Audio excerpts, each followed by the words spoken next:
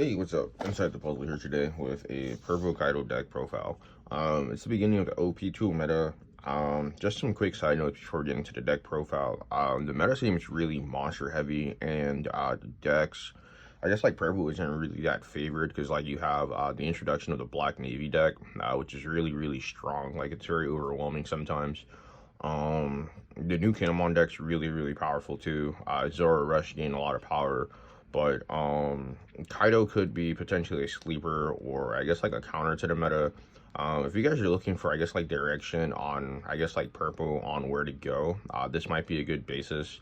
Um, we took a lot of like the really like vanilla-ish cards in the last format out and added some new cards. We'll get into it in the profile now. So we play Kaido the leader. He's still really strong.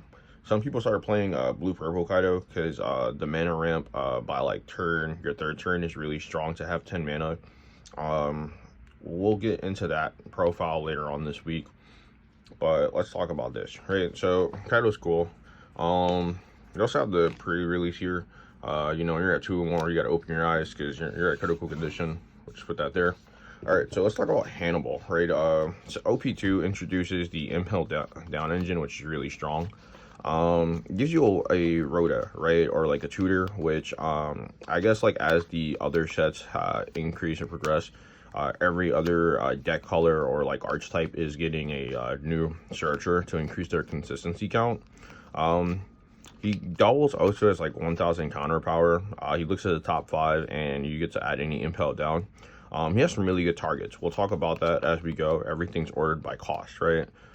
This is probably one of your best starters. Next to opening like the island. We have 4 Land of Wano, Kurosaki Higurashi, right? He's a blocker. The counter power is cool in turn matchups, but like you really need blockers, right? Because like Zoro Red's a real deck, and that deck will really push your guts in, right? So this is another blocker that's Impel down, Domino. So she replaces Black Maria because you can search her versus Black Maria you had to draw it. Pretty cool card. So this was a really cool item, I guess, like that gets introduced here. So this is Dandu Bugaga. So if you have 2 life or less, you also gain a Dawn. So like because Kaido over here and like I guess like purple inherently removes Dawn, right, to be able to like control the board or like do interactions. This kind of helps you replace that deficit. We're still looking for more ways to like I guess ramp up on like Dawn. That's where like the blue purple might actually fix that I guess like inconsistency in the deck, which like might put it over the edge. This card got introduced in set 2, right? Judgment of Hell. So its effect is you -1 Dawn, 2 cast, and then you give up to 2 of your opponents, either leader or characters, -3000, right, for the turn. So this card is a searchable target off of Hannibal, which is really strong.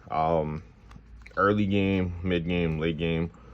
This card is just very clutch, and like having this is like kind of like your new saving grace, where before you play like Burst Breath for 1 to -Dawn, but because this has applications to like, you know, multiple creatures, this helps you in a lot of grind game situations.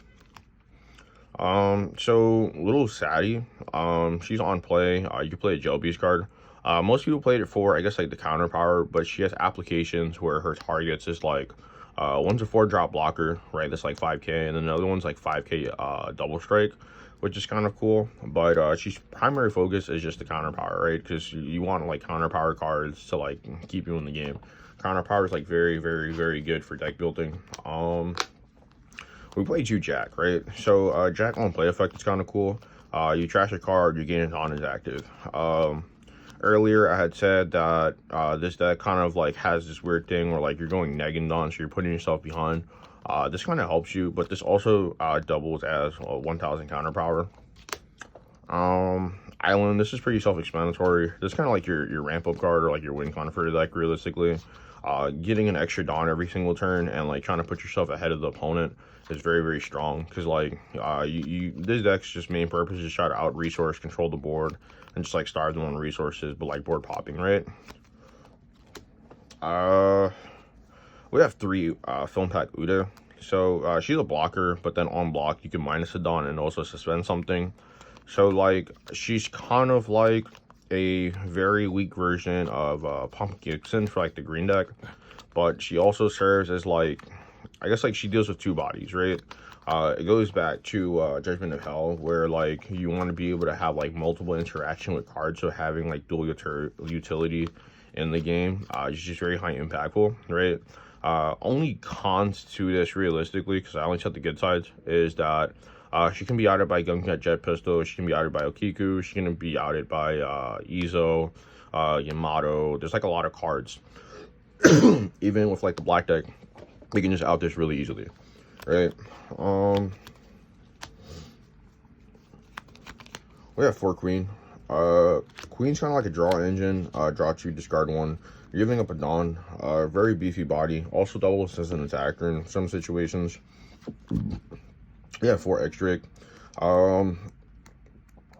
Its effect to like, I guess like remove a card in like late game situation kind of comes up rarely. But its primary focus is just for counter power, right? It's 2000 and you have a lot of cards that don't really have counter power or just like straight vanillas on like counter power perspective. OP2 introduces Malian.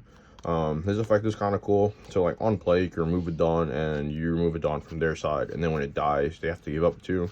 So like removing 3 from like a deck's like Dawn curve is kind of I guess like high impact, right? Because like red, they have like Dying Drop, Whitebeard, right? Edward Newgate. Against like green, you can kind of like prevent Izo or Odin from coming out really early, or like 8-drop Kid or 7-drop Eustace. It really matters on like where you are in the game. So it doesn't have any counter power, so like it's very questionable. That's why you only opted for 2. Might swap it out for other cards. We play 3 King. Some people will play 4, but like it goes back to that counter power, and you're playing like a lot of cards that don't have counter power. Where like this card deals with anything that's like 4 or lower, but as the game I guess like has like changed drastically with the new set coming in, a lot of the high impact cards are like high drops, right? So it's like this isn't really like the best board wipe, but like it's a great like board breaker to some degree. 2 King. King's kind of cool. King really helps in like the red matchup, your law matchup, and like a few other matchups, but like black and green doesn't deal with things effectively because of the high ground or like the high con drop. Maybe in like the purple black deck it gains like a lot of value, but like currently it's just like a card like you want to see sometimes but not like all the time, so like it wasn't a 3 of. Same thing can be said for double Kaido 9-drop from the structure deck. This card is sometimes a blowout. Deals with a lot, applies pressure. And then we play 2 bombs, which is 10-drop Kaido. 10-drop Kaido is kind of cool, but like Odin's effect floats, and there's just like a lot of issues with like the format right now as a purple deck, right? So like I think the deck changes slightly a little bit more, like maybe like 5 to 6 cards before like it can potentially get solved. But I don't know. We're gonna upload more like I guess like gameplay videos soon, and like I guess like an updated version later on in like a week or 2. But let me know what you guys think, and leave a comment in the comment section below. Hit that like button.